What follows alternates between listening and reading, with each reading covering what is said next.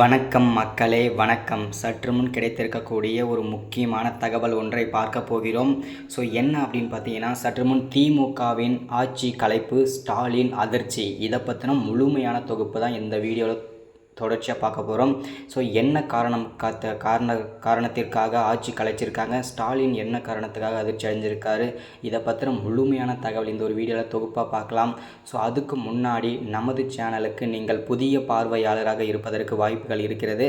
முடிஞ்ச அளவுக்கு சப்ஸ்கிரைப் பண்ணுங்கள். சப்ஸ்கிரைப் பண்ண உடனேயே பக்கத்திலே ஒரு பெல் பட்டன் வரும், அதை கிளிக் பண்ணி ஆல்ன்ற ஆப்ஷனில் போட்டு வச்சுக்கோங்க. தொடர்ந்து நம்ம போடக்கூடிய வீடியோஸ் நோட்டிஃபிகேஷன் எல்லாமே உடனுக்குடனே வந்தடையும். அது மட்டும் இல்லாமல் முடிஞ்ச அளவுக்கு ஷேர் பண்ணுங்கள், சப்போர்ட் பண்ணுங்கள், லைக் பண்ணுங்கள். ஓகே, வாங்க வீடியோக்குள்ளே போகலாம். சற்று முன் கிடைத்திருக்கக்கூடிய ஒரு அதிர்ச்சியான தகவல் என்ன அப்படின்னா, சற்று முன் திமுக ஆட்சி கலைச்சிருக்காங்க. என்ன காரணம் அப்படின்னா, வரிசையாக பார்த்திங்கன்னா திமுகவோட முக்கிய பொறுப்புகள் இருக்கும் முக்கிய புள்ளிகள் எல்லாருமே கைதாகிட்டு இருக்காங்க, ஜெயிலுக்கு போயிட்டுருக்காங்க, புழல் சிறைக்கு. First of all Senthil Balaji போனார். அதுக்கப்புறம் பார்த்திங்கன்னா அமைச்சர் பொன்முடி. அடுத்ததாக பார்த்திங்கன்னா ஏவா வேலு. இந்த மாதிரி முக்கிய பொறுப்பில் இருக்கும் முக்கிய புள்ளிகள் எல்லாமே பார்த்திங்கன்னா அடுத்தடுத்து பார்த்திங்கன்னா புழல் சிறைக்கு, அதாவது சிறைக்கு சென்றுட்டு இருக்காங்க. இந்த காரணத்தினால திமுகவின் ஆட்சி பார்த்திங்கன்னா கலைச்சிருக்காங்க. இது பார்த்திங்கன்னா பெரும் பரபரப்பை ஏற்படுத்தியிருக்கு. இது பார்த்திங்கன்னா ஒரு அதிர்ச்சிக்கான தகவல். ஒரு முதல்வர் ஸ்டாலின் பார்த்திங்கன்னா ரொம்ப பேரதிர்ச்சியில் காத்துட்ருக்காரு, பேரதிர்ச்சியில் உட்காந்துட்ருக்காரு.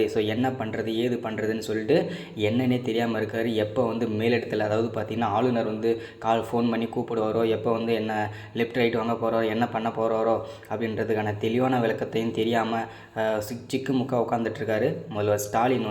ஏன்னா திமுகவோட ஆட்சி கலைச்சிட்டாங்க. அது மட்டும் இல்லாமல் ஒரு சில அமைச்சர்கள், ஒரு சில பேர்னு சொல்ல முடியாது, சில பேர் பார்த்திங்கன்னா நிறைய அமைச்சர்கள் திமுகவிலேருந்து கட்சி மாற்றம் செஞ்சுருக்காங்க. இதனால் இன்னும் பேரரசில் இருக்கார் முதல்வர் ஸ்டாலின். இதனால் பார்த்திங்கன்னா ஆட்சி கலைச்சிருக்காங்க. இடைத்தேர்தல் வருவதற்கான வாய்ப்புகள் கூட இருக்கிறது. அடுத்த சர்ச்சைகளாக உதயநிதி அவர்கள் சிக்குவதற்கான வாய்ப்புகள் இருக்கின்றது.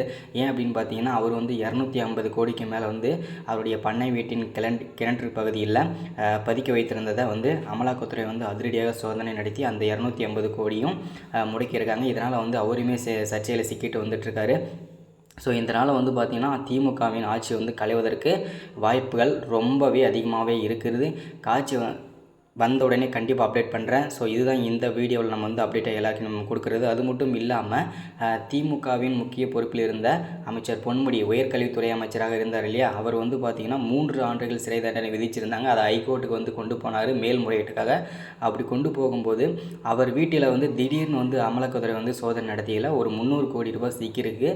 அதை பார்த்திங்கன்னா அமலாக்கத்துறை ஹைகோர்ட்டுக்கு அமைச்சரோட வாழ்க்கை எவ்வளோதான் முடிஞ்சது. இதுதான் முடிஞ்சது. இதுதான் அப்டேட். அடுத்த வீடியோவில் தொடர்ச்சியாக பார்க்கலாம். மறக்காமல் சப்ஸ்கிரைப் பண்ணுங்கள், லைக் பண்ணுங்கள், ஷேர் பண்ணுங்கள். தேங்க்யூ.